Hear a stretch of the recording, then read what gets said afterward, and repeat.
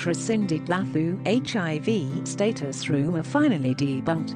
Sindi Dlathu HIV, one of the most damaging news about the top actress from South Africa, popularly known as Thandaza from Muvhango, is her HIV status. For some reason, many believe Sindi Dlathu is HIV positive. South Africa has been hit with a major AIDS crisis since the 90s. It's one of the countries with the highest number of people living with HIV/AIDS. Education on HIV/AIDS has spread wide across the regions, yet people are getting infected daily. Soul City portrayed Sindi Dlathu as an HIV patient, and perhaps that's why many think Sindi Dlathu is HIV positive in real life. The truth is she is not positive but negative. Sindi Dlathu is one actress who has mastered the art of staying away from the public eye.